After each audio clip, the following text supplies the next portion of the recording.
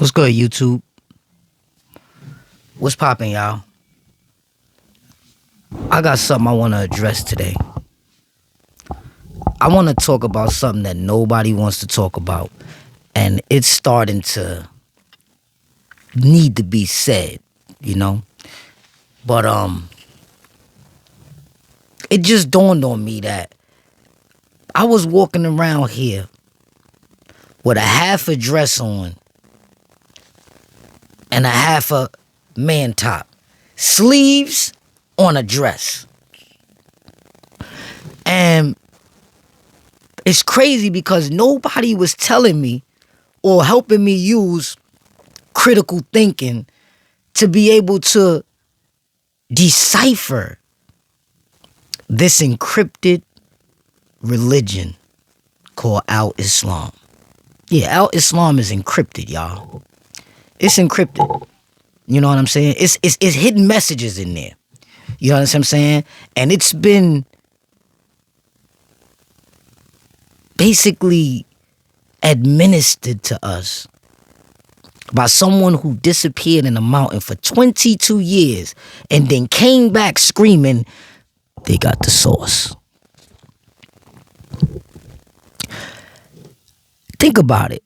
If your father was missing for 22 years and came back screaming he loved you, you wouldn't even believe him. You would tell him, man, I don't even know you. You know what I'm saying? And then, if you heard that your father married a 6-year-old girl and consummated her at 9, what would you think of your dad? Would you want to be like him? Because they telling us to follow the footsteps of the Prophet Muhammad, right? This is what they telling us. Emulate the Prophet. Be like the Prophet. He was the most upright human that walked the earth.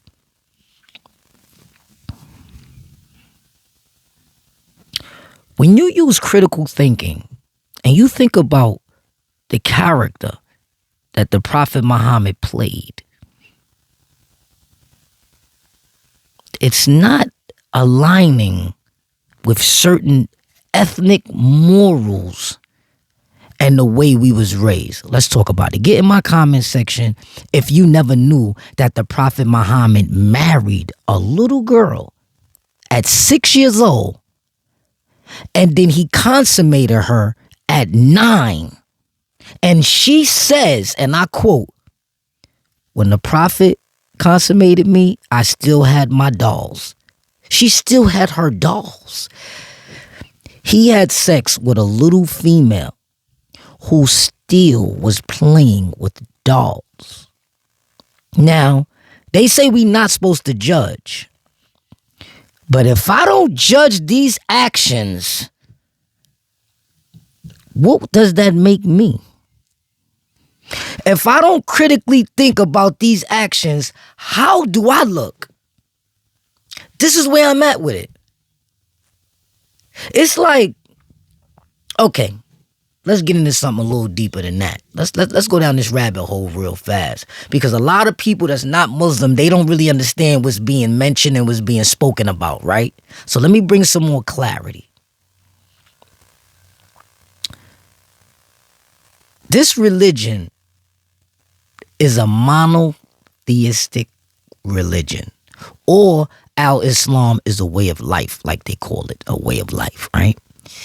And the main objective is the belief in one God. Now let's dissect that.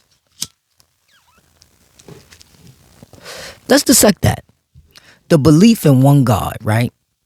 First of all, believe is to be lied to Eve's children. That's assumed. That's assumption. Belief is assumption. So the assumption in one God. In Luke 17, chapter 21, it says that the kingdom is inside of us. That's 1. 2, scientists has just found out that we have a signature written within our DNA that says God is within. 2. So to push monotheism and say that there's one God out of 8.2 billion people on this planet, out of all the humans that built this planet, Because in the scriptures, God destroys it. So if there's one God, and God ain't inside none of us, or let's look at it backward. If God is inside all of us, a piece of the source is inside of all of us to make us a God, not the God, but giving us a willpower to build or destroy, right? If we are in the image and after the likeness of our creators, right? That makes us God. This is why God is everywhere at every time. Because humans are on this planet everywhere at every time, right? So then, when we critically think about that, monotheism is one of the biggest part of the program. Monotheism is the biggest part of the program. You know why? Because it goes against your divinity. It goes against your remembrance. It goes against what was written in your DNA. It goes with there's a daddy in the sky. It goes with be good and you going to heaven. Be bad and you going to hell. Hell is below. Heaven is above. Angels got wings. There's somebody with a pitchfork and horns, and you will be persecuted in hell. You'll be tormented in hell. All of these are concepts. All of these are concepts. And just like how the 200 fallen angels, the Nephilim that fell down here, the giants, they the ones that brung all this technology. They the ones that showed us how to do this, do that, get wavy with this, play with this technology, cram it into this. They showed us that. Yo, bro, if we really followed the Prophet Muhammad, we wouldn't even have technology on this planet. If we followed the Prophet Muhammad, we wouldn't have computers. If we followed the Prophet Muhammad, we would be giving up our daughters at 6 years old to be married off to a grown-ass man that's 52 years old so they can have sex with him at 9. Put it in my comment section. Let me know how you feel about that. Let me know if you ever knew that the Prophet Muhammad not bathed, but did wudu inside some contaminated water, bloody water. I believe that had a Kotex thrown in there, like some blood from a menstrual cycle. Do the research though. I just need you to critically think. I'm not here to give you the answer so you could say, oh, okay, I got it, I'm good. No, I'm here to make you critically think. I'm here to make you question what I'm saying. Therefore, I don't want to give you all of the answer. I want you to do some research. I want you to gather some evidence, and I want you to use your reasoning, because with reasoning, evidence, and research, we could prove or disprove anything on this planet and beyond. Prophet Muhammad disappeared for 20-something years, came back and screamed, I got the formula. I'm the guy. I'm the guy sent by your creator. I'm the one that's going to reshape the world.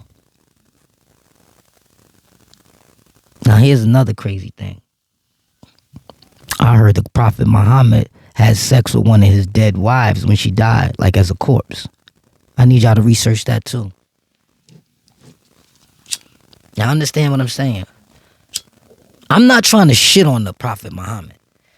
I'm just stating the facts. I'm stating the things that are in his hadith. I spoke to a Muslim the other day. I started talking to him about hadith. You know what he told me? Don't talk to me about hadith. Talk to me about Quran. So you know what he just did? He just disassembled Prophet Muhammad's whole ledger. He disassembled it. But didn't Allah say, don't associate him with partners? Allah says don't associate him with partners, right? Now, If we all are part of the source code, right? Because he says, ye are gods, right? In the image and after the likeness. Make man in my image and after my likeness, right? So if we are offspring, how does that turn us into servants? Somebody talk about that.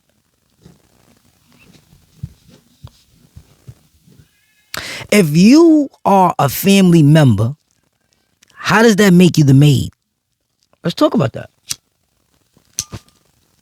This is critical thinking for you. If you are a part of my blood, how could I not treat you like family?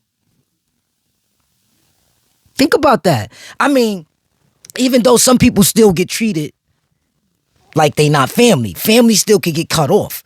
You understand what I'm saying? But I'm just trying to show you the programming. I'm trying to show you how they took our divinity. They're going to tell you, you ain't no divine creature.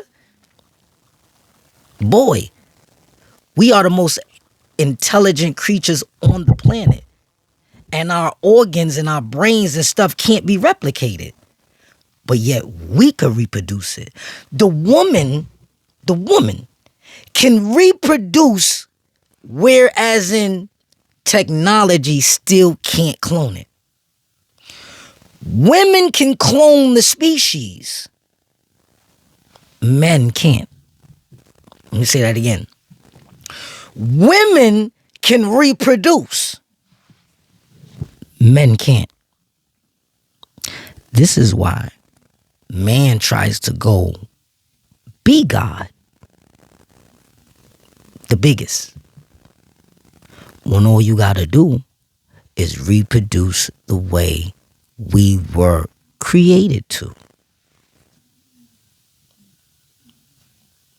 It's like all the things that Source has given us and created us to do, everyone wants to take recognition for a single entity being that powerful to do something by itself. Like, we all know wars are not won by one person. One person can't win a war. You need manpower. You need money for these type of wars on this planet, right? But think about it. How could the all-knowing creator not know his son was gonna get crucified? And how they say? He died for our sins. That don't even make sense. He died because humans were sinning and they did what they did to him? I'm not understanding this story. You know? In my heart, I don't ever think Jesus was crucified, y'all. In my heart, I truly don't feel like Jesus was ever crucified. You know why? Because once again, it would be saying the all-knowing didn't know that this was brewing up and couldn't create a diversion for his earthly begotten son to not get caught up by his own creation. You see, that crucifixion, it really points out how man outsmarted their own creator.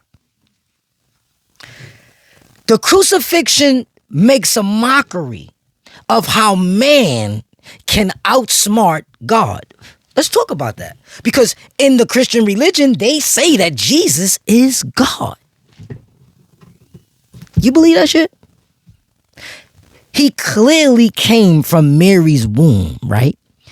And the angel Gabriel clearly appeared to Mary as a mortal man in the Bible.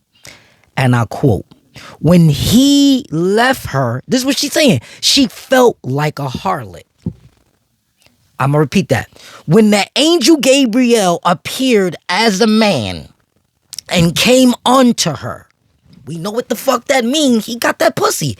He came onto her, had sex with her. He injected the X chromosome, XY, to make a boy. This is scientific fact, right? It wasn't just any semen that was put in Mary. It was a certain type of semen that was put in Mary for her to have a boy. If you really think about it, the angel Gabriel might be Jesus's real father. Mary was a surrogate. Mary never had sex with Joseph to have that baby. That's why they tried to call her a Virgin Mary. Y'all following me? Y'all tracking? This is why they called her a virgin. Because no one wanted to believe that a dick went inside of her and ejaculated that nut. This was the angel Gabriel's job. Y'all not remembering? It's not starting to ring a bell? It's not starting to make sense? Come on, y'all. Y'all gotta start doing critical thinking, man. Y'all gotta start doing critical thinking, man. Word. Get in my comment section and let me know if you really do critical thinking. Because if not, the architect is on your ass. Let's get to work. Let's move. Goodbye.